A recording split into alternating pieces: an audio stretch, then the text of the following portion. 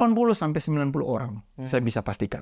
Dari misalnya contoh dari 100 orang ya. Iya. Dari 100 juta orang, dari sampel berapapun, pasti ada di angka 80 sampai 90 orang yang masuk dalam dunia capital market, dalam dunia trading, dalam dunia pasar modal, itu loss. Kami adalah Bitcoin Goceng. Kami melakukan pembelian Bitcoin setiap hari dengan nominal 5.000. Sudah dijelaskan panjang lebar. Capek saya, berbusa mulut saya katanya, berbusa. Nah, tujuan kami kenapa hanya 5.000? Karena kami berfokus pada Konsistensi. Iya, konsistensi. Tujuan kami adalah membangun habit Anda. Iya. Karena our mission apa our mission nih? People is our mission. People is our mission. Kalian itu adalah misi kami ya. Kami tidak fokus pada kekayaan, profit. Itu tidak perlu dikejar, itu datang sendiri. Yang kita fokus adalah Anda yang berubah. Sama seperti halnya saya menghidupi hal ini. Saya dari 2009 sampai sekarang udah 15 tahun saya masuk dalam industri ini. Dalam dunia capital market, dalam dunia pasar modal, saya tidak pernah mengejar ambisius yang harus kaya semalam, kaya raya. Itu impian-impian yang tebar-tebarkan untuk orang-orang yang punya tujuan untuk Anda ya. Saya nggak tahu tujuannya apa, tapi kalau saya tujuannya langsung saya jelaskan bahwa Anda yang berubah. Anda bisa perlahan-lahan. Kembali lagi perlahan-lahan. Membangun habit, akhirnya Anda bisa profit perlahan-lahan. Oke? Makanya kami mengajak Anda untuk bergabung dalam private community. Tapi sebelum ke private community, dan Anda tidak perlu gabung ya. Ada orang-orang yang dari awal, jualan kecap, skeptis, udah nggak perlu ya. Ini komunitas bukan untuk Anda, channel ini bukan untuk Anda. Terlebih video ini bukan untuk Anda. Langsung skip aja. Skip, langsung close. Oke? Saya mau katakan ini. Saya mau ngawali video ini, Raf. Dengan sebuah statement bahwa 80 sampai 90 orang, saya bisa pastikan. Dari misalnya contoh dari 100 orang ya. Iya. Dari 100 juta orang, dari sampel berapapun, pasti ada di angka 80 sampai 90 orang yang masuk dalam dunia capital market, dalam dunia trading, dalam dunia pasar modal, itu loss. Kenapa tuh? Kok bisa mereka loss? Oke. Tapi kamu percaya atau tidak dulu? Saya tanya dulu nih, kamu percaya atau tidak? Jangan tanya kenapa tapi masa sih gitu ya. Percaya sih. Kenapa percaya? Saya balik dulu pertanyaannya. Kenapa percaya? Untuk masalah saat ini kan kalau misalnya dalam dunia cryptocurrency ya Karanti. Kok Kiranti? Wah, aduh, datang bulan. Ya.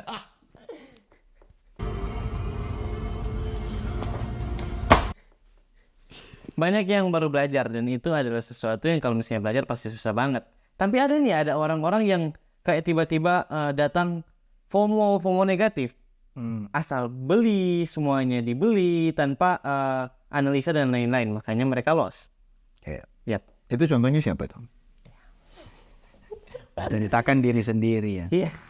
Saya cerita sedikit ya. Sebelum Bitcoin Goceng ini ada, dia tuh sudah beli mantan. Di $3 kamu beli. Iya. Datang-datang, Kak, beli manta ini karena ada si influencer itu call manta gitu ya. Aduh, kenapa ya? Kenapa patokannya hanya karena apa yang dia sabdakan gitu ya. Oke, kembali dulu ya. Oke. Terus tiba-tiba dia averaging down kan, mau beli manta. Saya lihat-lihat dari jauh. Itu kan lihat channel kita kan tahu kan awal-awal dia kan. Saya jelaskan tentang transaksi strategi emak-emak, tawar di harga berapa, apa perbedaan fundamental, apa perbedaan teknikal strategi. Setelah jelaskan panjang lebar, saya masuk manta di 14. Oke. Makanya pada saat 18 saya profit sama-sama entry manta. Oke, manta yang sama ya. Bukan manta yang berbeda, manta network. Saya profit dia floating minus gitu. Karena belum cut loss kan, makanya masih floating. Kan? Iya. Floating minus, ketar-ketir. Nah, itulah yang mengakibatkan saya mengeluarkan statement di awal. 80 sampai 90% orang, bahkan mungkin lebih. Hasil risetnya apa? Yang komentar begitu, mana portofolio Anda? Pasti Anda loss juga ya. Pasti loss. Ya. Kenapa tuh? Saya punya 2 alasan. Alasan yang pertama adalah karena memang trading dalam dunia pasar modal adalah trading yang sangat berbahaya. Sangat amat berbahaya. Saya kasih analogi begini. Ada 2 orang memancing ikan. Satu memancing di kolam, satu memancing di laut lepas. Yang memancing di kolam tentu mendapatkan ikan yang tidak sebanyak di laut lepas. Iya. Betul tidak? Betul. Ya tentu banyaknya ikan ya cuma yang di dalam situ. Iya, cuma. Tapi kalau di laut lepas berarti unlimited kan? Unlimited. Oke. Tapi kalau di kolam bahayanya apa sih? Nggak ada. Ya paling bahaya sementara mancing itu ketimban pohon gitu. Susah. Tapi kan nggak mungkin juga. Tiba-tiba sementara mancing istrinya datang, oh kamu selingkuh ya, gitu. Bahaya gitu. Atau mancing sama selingkuhan, iya. Gitu. Jadi punya bahayanya ada tapi kecil. Kalau mancing di laut lepas, ikannya unlimited, tapi ada resiko yang jauh lebih besar. Anda ketemu Godzilla gitu misalnya ya, atau kapal Anda rusak gitu, Anda bisa meninggal karena badai, ya kan? Tenggelam. Jadi resikonya besar tapi profitnya besar. Nah segala sesuatu di dunia ini yang high risk high gain itu ada. Ya. Nah makanya di market sebagian besar orang loss. Karena sebagian besar orang loss. Ya. Karena sebagian besar orang loss itu. Makanya sebagian besar orang yang pergi ke lautan lepas itu. Di zona beresiko itu. Pasti sebagian besar juga dari mereka percaya diri bahwa mereka adalah orang-orang yang terpilih. Saya kasih jelas ya. Pernah Anda trading 1-2 kali nih transaksi. Hijau nih PNL, profit. Tiba-tiba ada sebuah universe dalam pikiran Anda. Wah kayaknya saya ini yang terbaik nih. Pernah saya. Iya pernah. Pernah. 3 bulan begini terus. McLaren nih. Pernah begitu ya? Itu tuh orang yang pikiran mau cepat kaya, Bang. Tapi itu normal udah. 15 tahun yang lalu saya juga begitu. Semua orang begitu, ya. Tapi ada tapinya. Ada orang yang bertobat karena memang ingin mengganti kebiasaan dari hal kecil.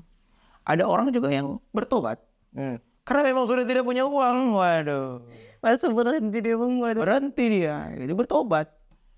Tapi ada baiknya kan kita bertobat karena kita mau mengganti kebiasaan-kebiasaan.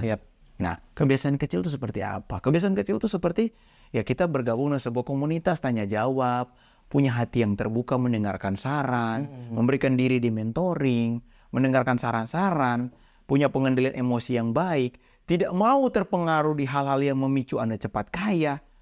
Tapi hal-hal itu yang saya barusan bilang sangat membosankan. Orang bilang itu sekolah Buddha. Anda lebih baik jadi ini ya, belajar Shaolin daripada trading kalau seperti itu. Tapi nggak apa-apa, ada orang yang nggak mau percaya, silakan trading, silakan ya. Yang merasa percaya diri silakan. Dan sebagian besar dari mereka sangat percaya diri sekali, trader sejati dia. Wah, full time trader kan. Bahkan kita sudah pernah bikin konten kan, Bung. So pernah orang bikin tuh konten tentang itu, bahwa the less you know, the better you trade. Hal yang paling simpel yang kalian tahu, kalian akan bisa trading lebih baik. Tapi ada yang bilang, wah ilmunya cuma tahu ini, wah trader sejati, gila. Mereka cuma tahu kita cuma tahu SBR, RBS, dangkal. Trader sejati mereka itu, master, nggak apa-apa. Mungkin ada profit terus, mungkin ya. Tapi saya mau yakinkan ya, kepada siapapun yang nonton ini, kalau Anda ketemu orang yang overconfidence, pasti dia loss. Saya pribadi pun tidak pernah percaya diri bahwa saya pasti bisa dan 100% tidak pernah salah. Kalau ada orang yang meyakinkan bahwa dia yang paling jago, pada sejatinya dia adalah pembohong terbaik. Oke?